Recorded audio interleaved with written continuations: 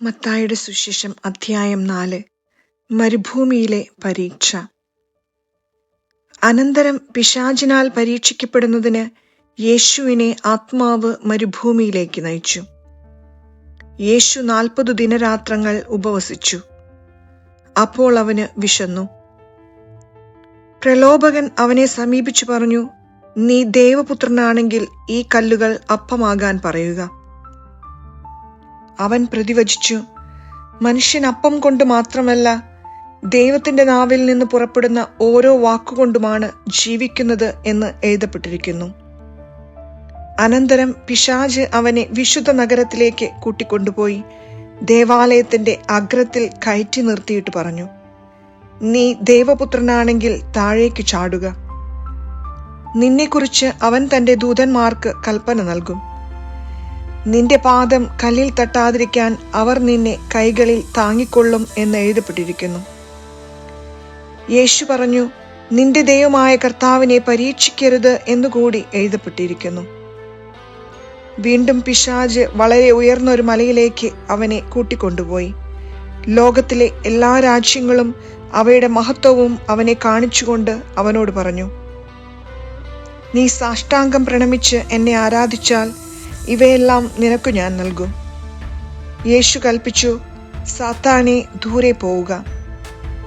എന്തെന്നാൽ നിന്റെ ദൈവമായ കർത്താവിനെ ആരാധിക്കണം, അവിടുത്തെ മാത്രമേ പൂജിക്കാവൂ എന്ന് എഴുതപ്പെട്ടിരിക്കുന്നു. അപ്പോൾ പിശാച് അവനെ വിട്ടുപോയി. ദേവദൂതന്മാർ അടുത്തു വന്ന് അവനെ ശുശ്രൂഷിച്ചു. യേശു ദൗത്യം ആരംഭിക്കുന്നു. യോഹന്നാൻ ബന്ധനസ്ഥനായെന്ന് കേട്ടപ്പോൾ യേശു ഗലീലയിലേക്ക് പിൻവാങ്ങി. അവൻ നസ്രത്ത് വിട്ട് സെബുലൂണിന്റെയും നഫ്താലിയുടെയും അതിർത്തിയിൽ സമുദ്രതീരത്തുള്ള കഫർനാമിൽ ചെന്നു പാർത്തു. ഇത് യെശയ്യാ പ്രവാചകൻ വഴി അരുളി ചെയ്യപ്പെട്ടത് നിവൃത്തിയാകാൻ വേണ്ടിയാണ്. സമുദ്രത്തിലേക്കുള്ള വഴിയിൽ ജോർദാന്റെ മറുകരയിൽ സെബുലൂൺ നഫ്താലി പ്രദേശങ്ങൾ, വിജാതീയരുടെ ഗലീലി. അന്ധകാരത്തിൽ സ്ഥിതി ചെയ്തിരുന്ന ജനങ്ങൾ വലിയ പ്രകാശം കണ്ടു.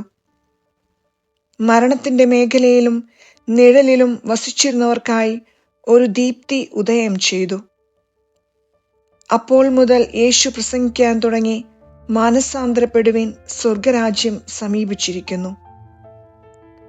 ആദ്യത്തെ 4 ശിഷ്യന്മാർ. അവൻ ഗലീലി കടൽ തീരത്ത് നടക്കുമ്പോൾ കടലിൽ വലവീശിക്കൊണ്ടിരുന്ന 2 സഹോദരന്മാരെ കണ്ടു. പത്രോസ് എന്ന് വിളിക്കപ്പെടുന്ന ശിമയോനെയും സഹോദരൻ അന്ത്രയോസിനെയും. അവർ മീൻപിടുത്തക്കാരായിരുന്നു. അവൻ അവരോട് പറഞ്ഞു, എന്നെ അനുഗമിക്കുക, ഞാൻ നിങ്ങളെ മനുഷ്യരെ പിടിക്കുന്നവരാക്കും. തൽക്ഷണം അവർ വലകൾ ഉപേക്ഷിച്ച് അവനെ അനുഗമിച്ചു. അവർ അവിടെ നിന്ന് മുന്നോട്ട് നീങ്ങിയപ്പോൾ വേറെ 2 സഹോദരന്മാരെ കണ്ടു, സെബദി പുത്രനായ യാക്കോബും സഹോദരൻ യോഹന്നാനും. അവർ പിതാവുമൊത്ത് വഞ്ചിയിലിരുന്ന് വല നന്നാക്കുകയായിരുന്നു.